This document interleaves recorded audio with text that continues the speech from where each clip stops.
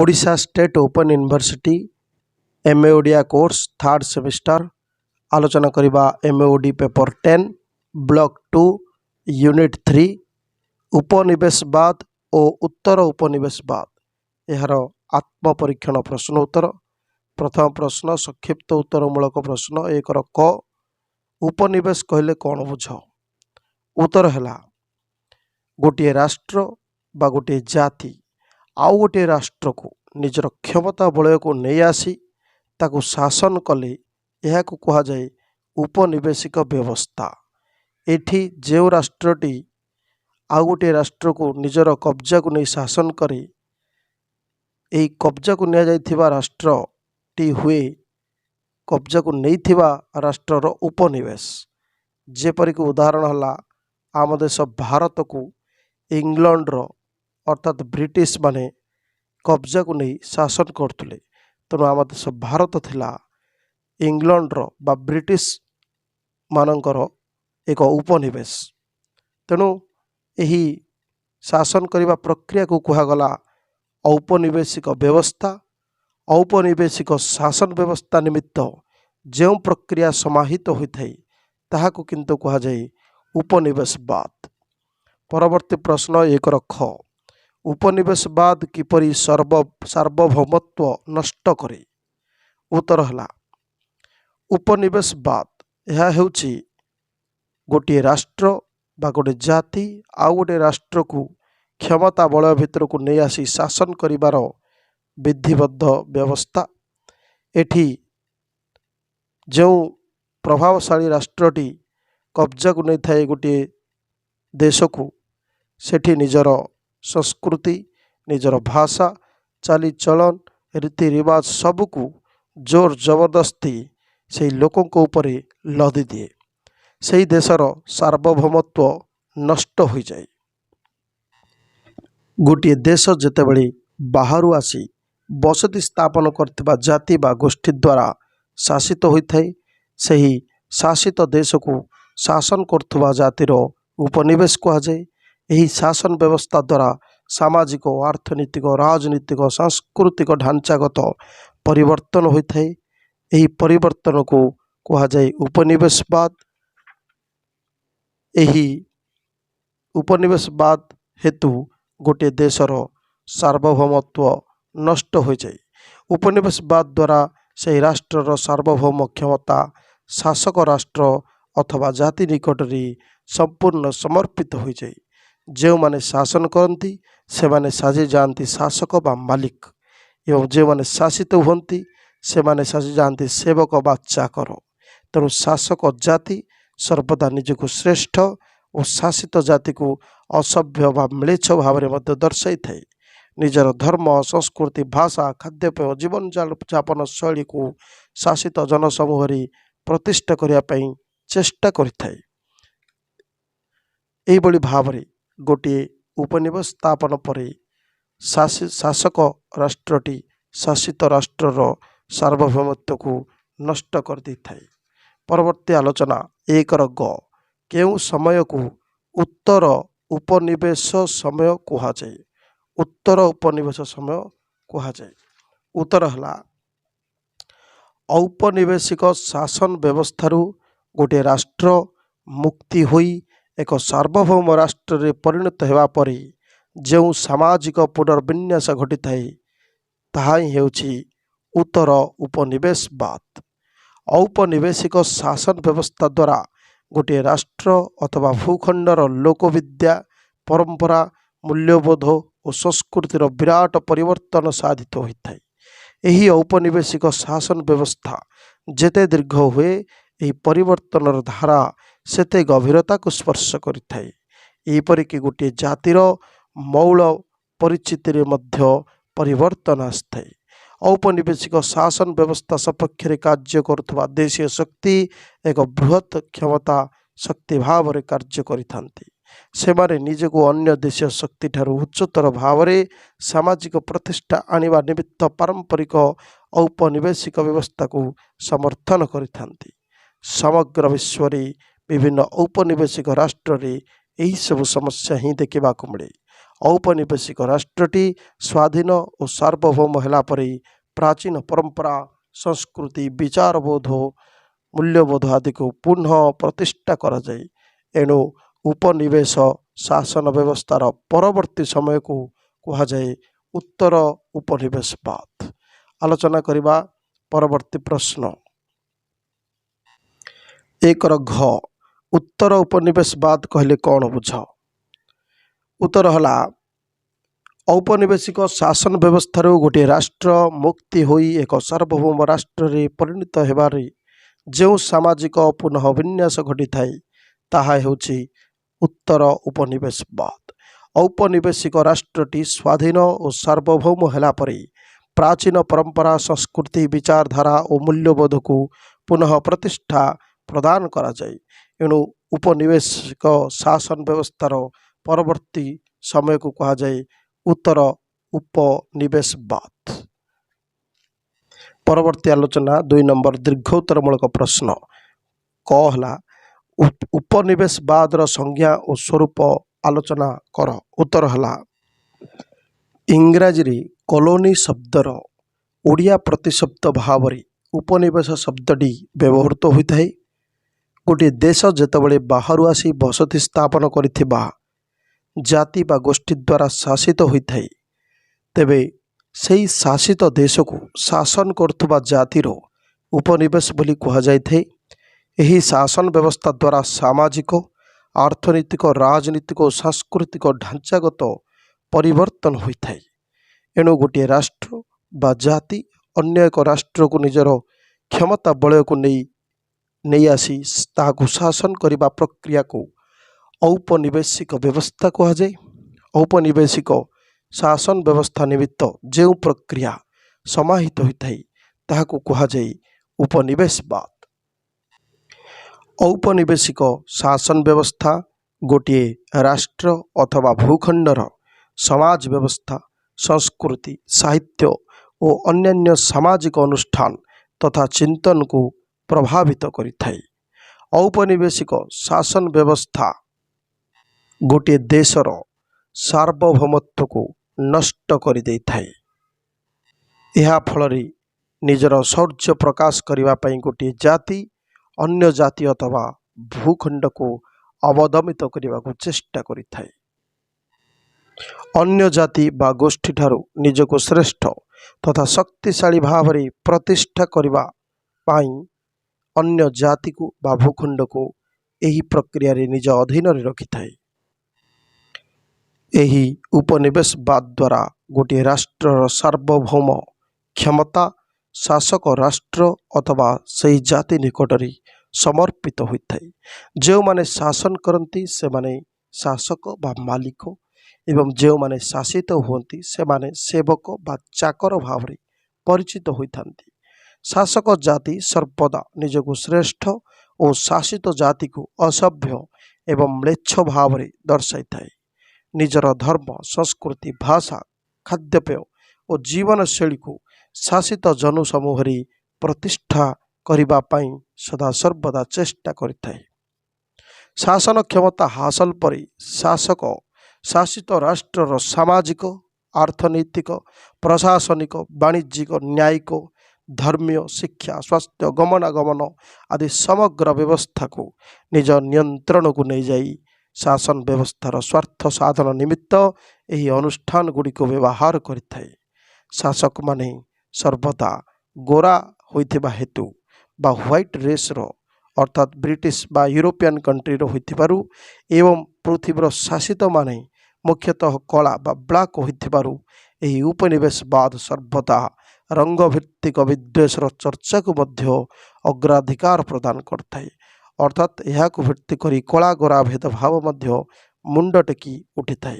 समग्र विश्व रे गोरा माने उन्नत सभ्य और संस्कृति संपन्न एवं कला माने अनुन्नत असभ्य अशिक्षित भावना को प्रतिष्ठा प्रदान करवा थिला यही उपनिवेशवादी शासन व्यवस्थार मुख्य विषय वस्तु। वर्ण वैषम्य को आधार करी साम्राज्यवादर प्रसार हेउछि यही उपनिवेशवादी शासन व्यवस्थार प्रमुख आदर्श। देखा जाइछि जे यूरोपीय समुदाय ऊनविंश शताब्दीर प्रथम भागरे समग्र विश्वर शतकड़ा 55%, अष्टम दशक बेलू 67% एवं विंश शताब्दीर प्रथम दशाब्दी बेलू शतकड़ा 85% अंचल को निजर शासन क्षमतार अंतर्गत कराइथिले। अर्थात समग्र विश्वर अधिकांश अंचल यूरोपीय माने उपनिवेश स्थापन करिबारे समर्थ होइथिले। एणु जे केवल भारतवर्ष नुहे विश्वर अधिकांश राष्ट्र औपनिवेशिक शासन व्यवस्था मध्य देई गति करिथिबारु एही उपनिवेशवादी संस्कृति संपर्क में व्यापक चर्चा समग्र विश्व में आरंभ होई एही चर्चार परवर्ती समय उपनिवेशवाद शब्दटी सृष्टि होइछि। देखिबाकू गले उपनिवेशवाद संपूर्ण भाव में समग्र विश्ववासी को प्रभावित करिछि। शासक गोष्ठी एक भूखंड को निज शासन क्षमतार नियंत्रण को नहीं जावा परे सही भूखंडर अधिवासी को निजर भाषा साहित्य संस्कृति धर्म आदि समस्तर अंशीदार करी सही जातिर भाषा संस्कृति ऐतिह्य और परंपरा को नष्ट करने पर चेष्टा करिछि। शासित अधिवासी गण संगठित हुई निजर भाषा संस्कृति परंपरा ऐतिह्य आदि को रक्षा करने निमित्त संगठित संग्राम करिसेंति। एही संगठित संग्राम क्रिया प्रतिक्रिया ही उपनिवेशवादर प्रमुख विषय वस्तु। शासन क्षमतार नथिबारु यह आंदोलन बहु प्रतिबंधक मध्य संगठित होइछि। एथिनिमित्त शासित मानकु अनेक अत्याचार मध्य सह्य करने पड़िछि। शासक गोरा यूरोपीय संप्रदाय निजर भाषा साहित्य संस्कृति और ज्ञान परंपरा को विश्वर सर्वश्रेष्ठ भाव में प्रतिपादित करने को मध्य चाहिए। अण यूरोपीय जनसमुदाय यही शक्तिशाली शासक संस्कृति को प्रतिहत करी निजर देशीय संस्कृति को कौन सी गुण रे न्यून नुहे यह प्रमाणित करने मध्य संघर्ष करछन्ति एवं शेष स्वदेशी यही शब्द माध्यम निजस्व चिंताधारार निजर संस्कृतिर प्रचार प्रसार पाई तथा आपणार द्रव्य गुड़ी को स्वदेशी द्रव्य को व्यवहार पाई लोकों मध्य सृष्टि होइछि सचेतनता। फलतः सृष्टि होइछि आंदोलन एवं यही उपनिवेशवादर विलोप पाई लोक माने एकत्रित होई आंदोलन को रूप देई परवर्ती समय प्रतिटी देश स्वाधीन बा स्वाधीनता लाभ करिसेंति। परवर्ती प्रश्न 2 नंबर ख समग्र विश्व को उपनिवेशवाद किपरि प्रभावित करिछि आलोचना कर। उत्तर हला गोटे देश जितेबाला बाहरु आसी बसति स्थापन करथिबा जाति बा गोष्ठी द्वारा शासित होइथाय तेबे सही शासित देश को शासन करतुबा जातिर उपनिवेश कहा जाइथाय। एही शासन व्यवस्था द्वारा सामाजिक अर्थनैतिक राजनीतिक और सांस्कृतिक ढांचागत परिवर्तन मध्य होता है। तेणु यही परिवर्तन को कहा जाए उपनिवेशवाद। यही उपनिवेशवाद समग्र पृथ्वी को व्यापक रूपे प्रभावित करथिला। यूरोपीय समुदाय 19 शताब्दीर प्रथम भागरे समग्र विश्वर शतकड़ा 55%, अष्टम दशक बेलू 67% एवं विंश शताब्दीर प्रथम दशाब्दी बेलू शतकड़ा 85% अंचल को निज शासन क्षमतार अंतर्गत कराइथिले। अर्थात समग्र विश्वर अधिकांश अंचल यूरोपीय माने उपनिवेश स्थापन करिबारे समर्थ होई पारथिले। केवल भारत नुहे विश्वर अधिकांश राष्ट्र औपनिवेशिक शासन व्यवस्था मध्य देई गति करिथिबारु परवर्ती समय उपनिवेशवादी संस्कृति संपर्क में व्यापक चर्चा समग्र विश्व में आरंभ होइथिला एवं यही चर्चारू उपनिवेशवाद शब्दटीर आरंभ होइथिला। देखिबाकू गले उपनिवेशवाद संपूर्ण भाव में समग्र विश्ववासी को प्रभावित करछि। शासक गोष्ठी एक भूखंड को निज शासन क्षमतार नियंत्रण को नहीं जावा परे सही भूखंडर अधिवासी को निज भाषा साहित्य संस्कृति धर्म आदि समस्तर अंशीदार करी सही जातिर भाषा संस्कृति ऐतिह्य और परंपरा को नष्ट करने चेष्टा करिथाय। शासित अधिवासी गण संगठित होई निजर भाषा संस्कृति परंपरा ऐतिह्य आदि को रक्षा करने निमित्त संगठित संग्राम करती। यही संगठित संग्राम क्रिया प्रतिक्रिया ही उपनिवेशवाद अध्ययन परिसर। शासन क्षमतार नथिबारु यह आंदोलन बहु प्रतिबंधक मध्य संगठित होता है। एथि निमित्त शासित मानक अनेक अत्याचार मध्य सह्य करने होता है। शासक गोरा यूरोपीय समुदाय संप्रदाय निजर भाषा साहित्य संस्कृति और ज्ञान परंपरा को विश्वर सर्वश्रेष्ठ भाव में प्रतिपादित करने को चाहूबा समय अण यूरोपीय जन समुदाय यही शक्तिशाली शासक संस्कृति को प्रतिहत करी निज निज देशीय संस्कृति कौन से गुण रे न्यून नुहे यह प्रमाणित करने संग्राम करिथांती। केवल जे देशीय लोक माने सचेतन हेले एवं स्वदेशी माध्यम रे निजर देश को भल पाइले निज देशर उत्पादित द्रव्य को व्यवहार कले यही औपनिवेशिक बादर प्रभाव निश्चित रूपे दूरीभूत हम। यह परे जो माने हृदयंगम करछंती एवं स्वदेशी द्रव्यर व्यवहार करछंती निजर भाषा निजर देश प्रीति को बढ़ाई एकत्रित हो यही औपनिवेशिक बाद शासन विरुद्ध रे आंदोलन करछंती से माने ही परवर्ती समय रे संघर्ष करी स्वाधीनतार स्वाद चाखिछंती। आलोचना करबा परवर्ती प्रश्न 2 नंबर दीर्घोत्तरमूलक प्रश्न ग फकीर मोहन को गल्परी उपनिवेशवादी दृष्टिकोण किपरि प्रतिफलित आलोचना कर। उत्तर है ब्रिटिश औपनिवेशिक शासन समय भारतीय औपनिवेशिक साहित्यर जो अभ्युदय घटी से फकीर मोहन को साहित्यर गुरुत्वपूर्ण भूमिका रही। उभय कथा साहित्य और पद्य साहित्य आलोचकगण ग्रहण करिसेंती। एही विषय को 6 माण 8 गुंठ उपन्यासर इंग्राजी अनुवादर आलोचना पूर्वक यार रचना शैली को भ्यूज फ्रॉम बिलो अर्थात तलु देखिथिबा दृश्य भाव में ग्रहण करा जायछि। सेहीपरि पॉल सायर तांकर भ्यूज from above and below George Eliot and फकीर मोहन सेनापति यही प्रबंध में से एक कथा लिखिछथि। वास्तव में फकीर मोहन को लेखकीय दृष्टिकोण ही सबुठारु अधिक चर्चार विषय होइछि।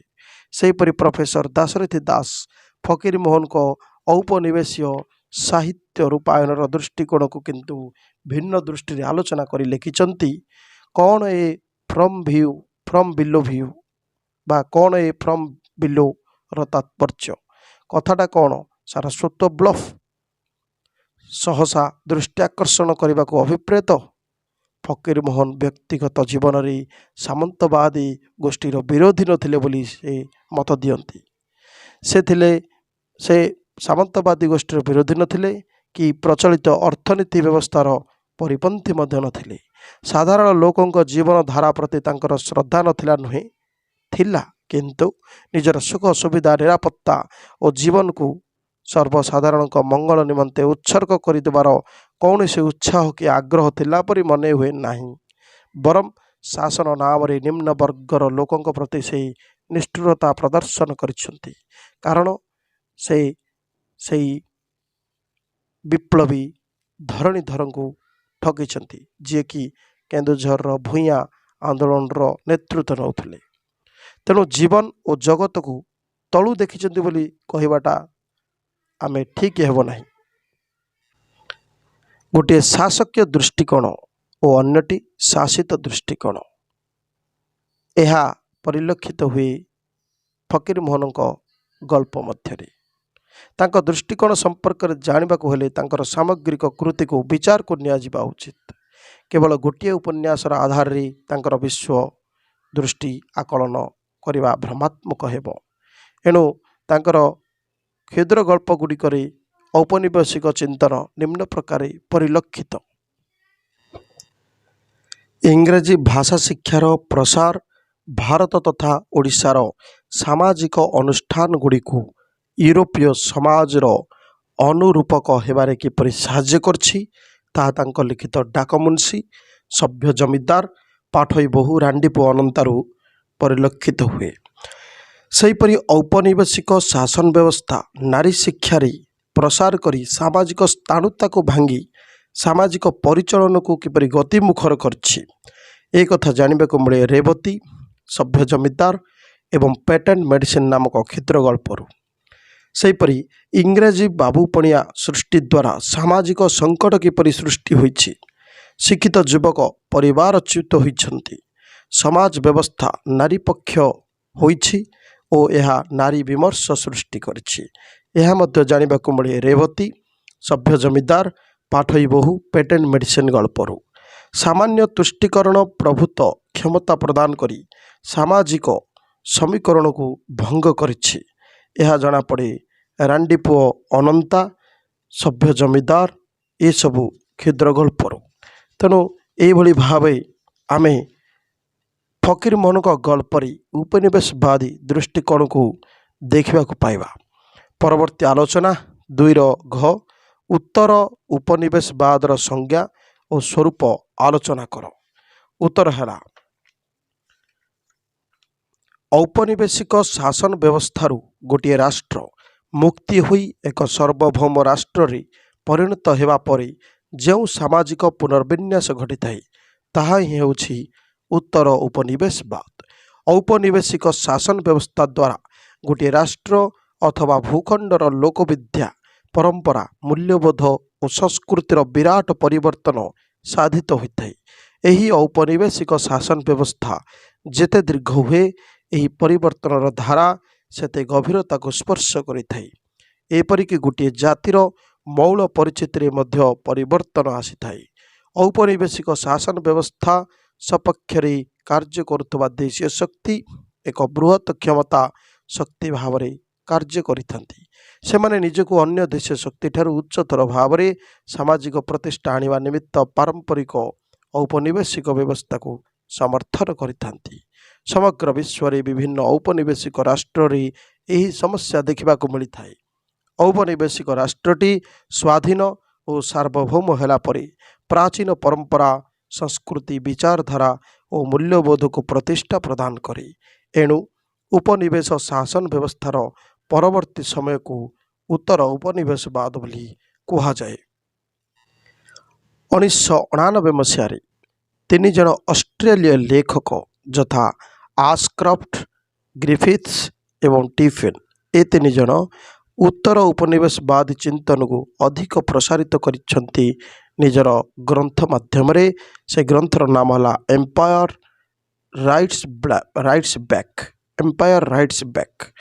ତେଣୁ ଏହି 3 ଜଣ ବ୍ୟକ୍ତି ଏହି ପୁସ୍ତକରେ ସମଗ୍ର ବିଶ୍ୱରେ ଉତ୍ତର ଉପନିବେଶବାଦୀ ଚିନ୍ତନ କିପରି ବିସ୍ତାର କରୁଛି ଏ ସମ୍ପର୍କରେ ଭାରତ, ଅଷ୍ଟ୍ରେଲିଆ, ୱେଷ୍ଟଇଣ୍ଡିଜ ଓ କାନାଡ଼ା ପରି ରାଷ୍ଟ୍ରରେ ସାହିତ୍ୟ ସର୍ଜନା ମାଧ୍ୟମରେ ଏହା କିପରି ସମ୍ଭବ ହେଉଛି ସେ ବିଷୟରେ ବିଶଦ ଆଲୋଚନା କରିଥିଲେ। କେବଳ ସାହିତ୍ୟ ନୁହେଁ, କଳା, ସ୍ଥାପତ୍ୟ, ସଙ୍ଗୀତ, ନୃତ୍ୟ ଆଦି ବିଭିନ୍ନ ଜଗତରେ ଏହା ପ୍ରତିକ୍ରିୟାଶୀଳ। ଏହି ଉତ୍ତର ଉପନିବେଶବାଦୀ ଚିନ୍ତନର କିପରି ପ୍ରତିଫଳନ ଘଟୁଛି ତାହା ମଧ୍ୟ ସେମାନେ ବ୍ୟାଖ୍ୟା କରିଛନ୍ତି।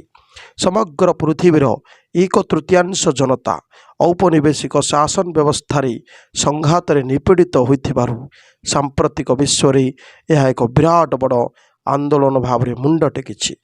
ବୁଦ୍ଧିଜୀବୀଗଣ ଏହି ଆନ୍ଦୋଳନକୁ ପଶ୍ଚିମ ଓ ଅନ୍ୟାନ୍ୟ ଅର୍ଥାତ୍ ରେଷ୍ଟ ଆଣ୍ଡ ଦି ୱେଷ୍ଟ ନାମରେ ମଧ୍ୟ ନାମିତ କରିଛନ୍ତି।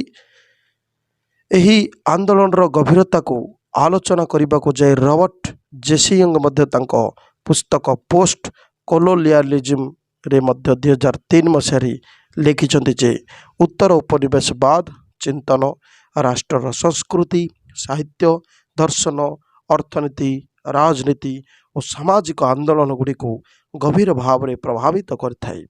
ବହୁଦିନର ଅବହେଳା ଓ ନିର୍ଯାତନା ଜାତୀୟ ଚରିତ୍ର ମଧ୍ୟରେ ଏକ ମୁକାବିଲା ମନୋଭାବ ଜାଗ୍ରତ କରେ। ଉପନିବେଶ ବିରୋଧୀ ଆନ୍ଦୋଳନ ଉତ୍ତର ଉପନିବେଶ ସମୟରେ ଅଧିକ ପ୍ରାଞ୍ଜଳ ଓ ଗଭୀର ହୋଇଥାଏ।